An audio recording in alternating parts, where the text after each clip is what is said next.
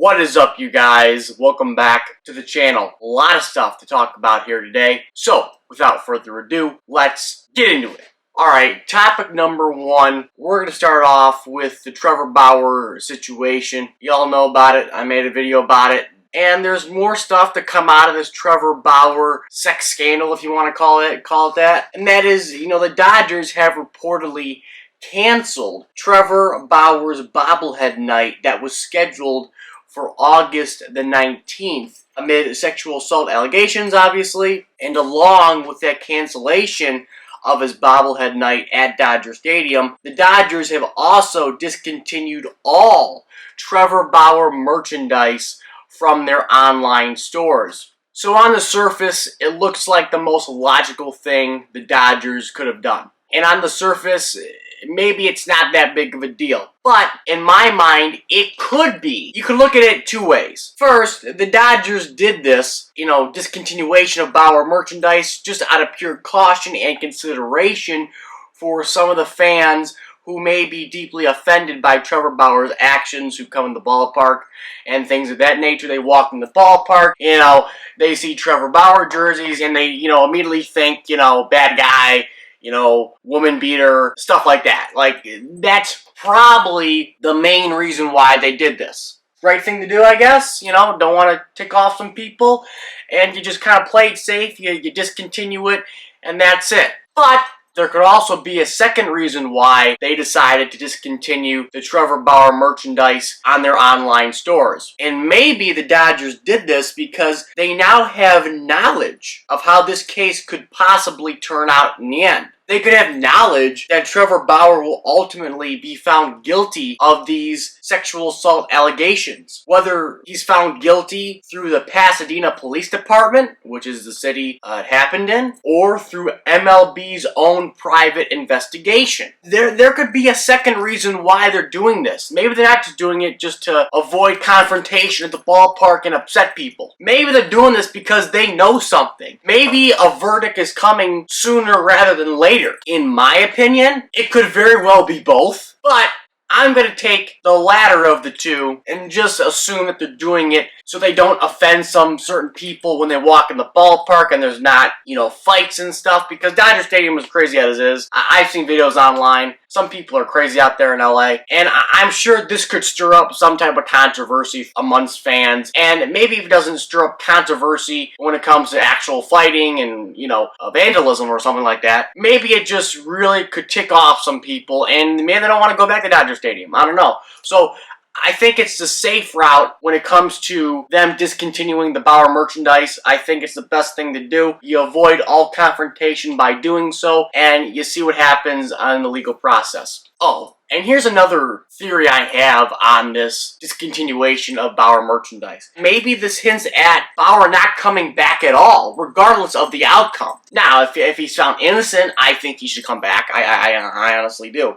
But if he's found guilty, then that's a different story. But maybe this discontinuation of the Bauer merchandise is a big hint that no matter what, maybe, he ain't coming back to the Dodgers here in 2021. So those are my theories on that news story. Alright, topic number two is that the Tampa Bay Rays have thrown a no-hitter. Another no-hitter. What's new? But this is a 7-inning no-hitter. A 7-inning combined no-hitter, nonetheless. That happened yesterday at home at Tropicana Field versus the Cleveland Indians of Game 1 of the doubleheader, in which the Rays won the game 4-0. Now, I'll be going over the Rays pitchers who were a part of this combined no-no, and I'll be listing their names in order in which they came into the game and pitched. Guy number one, the unofficial starter of the game, was Colin McHugh. 2 innings pitched, no hits, no runs, 3 strikeouts. Second guy, Josh Fleming, 2 2/3, no hits, no runs, 2 Ks, and he also earned the win. Diego Castillo, 1 out recorded, that's it, in no hits and no runs and no Ks. Matt Wisler, he pitched 1 inning, no hits, no runs, and 2 strikeouts. To finish it off was Peter Fairbanks, 1 inning pitched, no hits, no runs, and 1 K. So I also want to mention that this 7-inning no-hitter was the second 7-inning no-hitter this season, and really the second 7-inning no-no in baseball history. Of course, Madison Bumgarner was the first to throw a 7-inning no-hitter versus the Atlanta Braves in Arizona at Chase Field, a part of the Diamondbacks, of course. Also, one more thing I want to add when it comes to the Tampa Bay Rays no-hitter is that the team they faced, the Indians, this was their third time getting no hit this season here in 2021. And they're in second place. They're a second place team in that very uncompetitive AL Central. Now, when it comes to no-hitter itself, and is it legit, there's a lot of debate over that. And you know, very valid debates. I hear all sides. Most people, I'd say, confidently, they don't like to call it an official no-hitter, which I tend to agree with on some level. Look, I hate the 7-inning doubleheaders. I hate them. It was fine to experiment. You gotta experiment to expand and to grow the game. There's no perfect time to experiment new things in baseball. I mean, that's just the way it is. But we've looked at it, we've tried it. I feel like a lot of people don't like it. I mean, maybe if you're going to the game, you like it. I went to a 7-inning doubleheader this year at Comerica Park. I do believe it was against the Astros, and they played 8 innings. So, again, I'm not a big fan of the doubleheaders as a whole. But, you know, if we're talking about no-hitters occurring, and should they be legit, well, first of all, you can't blame the players. You cannot blame the players for playing what MLB has told them they have to play. That is not their fault. I mean, MLB is putting in place these new rules in certain situations, doubleheaders, and telling guys to play only 7 innings. And that's the rule. I mean, they can't boycott and say, oh, we're going to play 9. Like, no, they can't do that. You know, they agree to it, of course. Their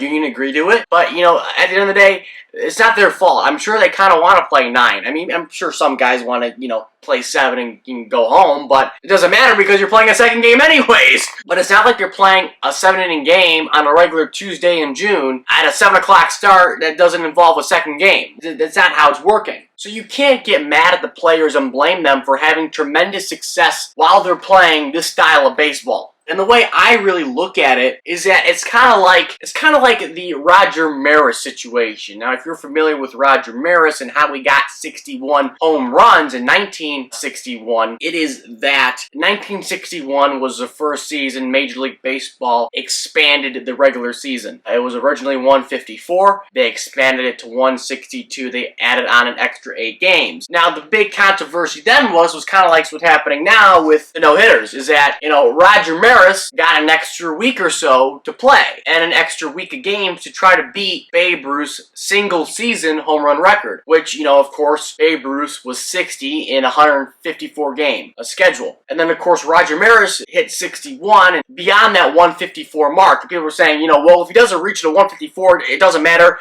Asterisks. But in my opinion, that's just a bunch of BS because Roger Maris did not ask for the extra 8 games to be added onto the schedule so he could beat the record. You know, that's not how it worked. And you know, if he didn't beat 60 in a regular 154 format, we would never know who he is. I mean, Roger Maris overall was not that great of a player, aside from the 1961 season. So we would never heard of him. But the point is that he didn't ask for the extra 7-8 games. And these pitchers on these teams aren't asking for a reduced amount of innings. Like, that's bull. And if they're throwing no-hitters, and if they're succeeding in that format, you can't blame them. Same thing with players on the Rockies making the Hall of Fame. You can't knock them because they had an extra amount of home runs because they played at Coors Field. You're asking them to play in these situations. You're asking them to play in Coors Field. You're asking him to play an extra 8 games in Roger Maris's case. You're telling him to only pitch 7 innings in this type of format of doubleheaders. That is not fair. I think it should count as a no-hitter regardless of what happens. Alrighty. Topic number 3. That is Jacob deGrom. He said Wednesday that he will not be attending the All-Star game at Coors Field. Instead, he will be spending time with his family and recovering for the second half of the season. Now, before I go into what I think about this decision by deGrom, I want to go over some stats from Mr. Jacob deGrom. So, deGrom's ERA rose to 1.08. Oh my God, that's terrible. After he allowed 2 solo home runs against the Brewers on Wednesday. He struck out 10 and reached the 1,500 strikeout milestone for his career during the outing. He's the second fastest to reach the 1,500 strikeout mark in Major League history for a career. Just the second to Yu Darvish. deGrom also now leads the majors with 146 strikeouts. He's doing great this season, no doubt about it. He's a 100% Hall of Famer, deserves to be there, the best pitcher in the game. A Cy Young most likely if he keeps it up. Certainly Cy Young in the first half. I mean, going after Bob Gibson's ERA title record for all time. I mean, history could be made here in 2021, but I 100% respect, I understand, you know, he has the right to choose whether or not he wants to go to the All-Star game. You know, wants to spend time with his family. You know, he wants to take a rest. You only get 4 days. I mean, it's not a lot of days off, but I'm sure 4 days feels like, you know, 2 weeks to a baseball player. And, you know, of course, he's been dealing with some injuries. He wants to, you know, kind of regroup, retool, recover, and make sure those injuries he's been experiencing throughout the season do not pop up in the second half, which I get that. And as a Mets fan, I think I would be ecstatic that he chose not to go, because you are really relying on this guy to be dominant. But this is bad for baseball when it comes to an industry standpoint. Baseball is now not going to have the best pitcher in the game pitch the All-Star game. One of the two best home run hitters, not in the home run derby, Tatis and Guerrero. And I saw the home run derby format. You know, that's not bad. It's not terrible. I mean, of course, Tatis and Guerrero would make it better. But when it comes to deGrom, you know, I think, in my opinion, if the Mets weren't good, if the Mets were not good, and they were not in a playoff situation, I think he would go, because to me it'd be like Joey Gallo's going to the All-Star game and the home run derby, I do believe, right? I think he's in the home run derby, maybe I'm wrong on that, but he's going to the All-Star game and he's going to participate. Why? Because his Rangers suck and it doesn't matter. They might not want him to go in fear of getting hurt because it could destroy his trade value at the deadline. But if you're, you know, Gallo, you're thinking, the Rangers suck, we suck, it doesn't matter, I want to go and have fun, probably the most competitive baseball I'll play all year, and I'm going to do it, which is great. But sure as hell, if he was in a playoff position like the Mets are, and he was a big bopper and, you know, pretty much the heart and soul of that team, then I highly doubt that he would go to Coors Field. And, you know, of course, Coors Field for pitchers sucks. I think I've read an article here or there where he says, you know, he went to Coors Field earlier this season, and that was kind of the reason why his injuries started to pop up, he thinks. Thin air, the altitude difference, maybe not getting enough air in the lungs. I completely understand why he chose not to go, which I respect, I get. It sucks for the game. It sucks when it comes to baseball as an industry and promoting their game and showing the best of the best at their second biggest event. But hey, maybe he'll be in the World Series and we can see him in the Fall Classic for the Metropolitans. So, you know, I respect his decision. Alrighty guys, that's all I got for today's video. Like, comment, and subscribe. Comment down below your thoughts on all the stuff we talked about here today. Don't forget to share the video. Tell your friends about these videos and my channel. I would appreciate it. Go subscribe. Hit that red button. It is free. Almost at 800. And I will catch you later.